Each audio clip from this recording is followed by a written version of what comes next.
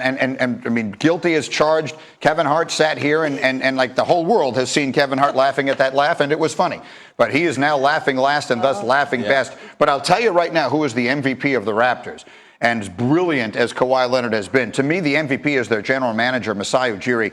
Let's bear in mind what this guy did. 11 months ago, he had a team that was the first seed in the Eastern Conference playoffs. He traded the face of the franchise, and he fired the coach of the year. He elevated Nick Nurse, who no one had ever heard of. Matt Thibodeau, you probably know who he was, but no, none of the rest of us knew him at all. And he had never been a head coach. And he brings in Kawhi Leonard, who it's really easy to look back on it now and say how great Kawhi Leonard was. But he's coming off a season in which he played 9 games, and his reputation was really damaged by the way he sort of got into it with the Spurs and their legendary coach, Greg Popovich. So Masai Ujiri pushes everything to the center of the table. And to me, he gets more credit than anyone. Yeah, he rolled the dice. And I think last year after their loss, he was probably weighing both paths. Do we rebuild or do we take a swing at this? Knowing that LeBron is probably going west. He took the gamble, and it's paid off for him. Now, what remains to be seen is what happens next. But it was a great move by him. I didn't like the Casey firing part of it. You know how I feel about coaches. I'm biased, I will say that. But Nick Nurse has done a terrific job. But it was a great play on Masai's part. But it's worth asking the question, is it worth it? If they lose Leonard here, and you made the point earlier this morning, they can go into a total rebuild. They probably trade away Lowry and they start building all over again. So they literally might win a championship and go into a total rebuild in the span of about 3 weeks.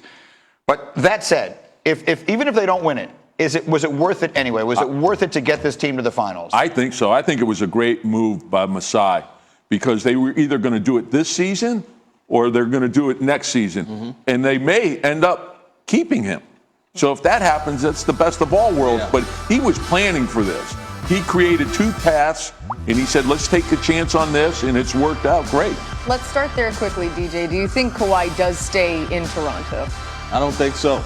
And I just... Even if they win, let's say they win this thing.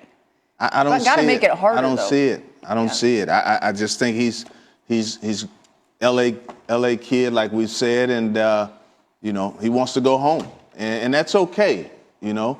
But I don't see him staying in Toronto either way. Is he the best player in the league right now? No, he's the 3rd best on my list. Let's see your list. Tibbs might have him number 1, but I have him 3rd behind LeBron James and. Do we have his list? We got his list. There it is. This was DJ's top players. Go ahead, take us through this. LeBron James, best player in the world. I know he had injuries and he didn't make the playoffs or whatever, but his overall body of work says he's still the best player in the world. Kevin Durant, 2nd best. Kawhi Leonard, what he's done in these playoffs, carrying the Toronto Raptors to their first NBA Finals, he's 3rd. Steph Curry, who doesn't get a lot of credit from a lot of people, I have him number 4. He could be as high as number 2 as well. And James Harden, you know, I have to go with That's a good with list. I like your list a lot. My list is more fluid. Okay. So it could be adjusted daily. Everybody, This is a seminal moment. Tom Thibodeau just joined the media. You just became a member of the media. We can change our mind every day. And I'm right. That makes it even better. Never wrong. You're never wrong. That's why I love this job. But the interesting thing about that is his list didn't have Giannis Antetokounmpo on it. Now, we just saw the Greek Freak. Look, he led his team to the best record in the NBA this year. They did get to the conference final, lost in 6 games. Maybe there were a few little flaws exposed in his overall game in that, but still a brilliant player. Is he in your top 5? Well, I have 6 in my top 5. How can you have 6? And I would agree with LeBron, overboard. KD, Kawhi, and it's real close with Steph. And Steph could be the best. You could adjust with him.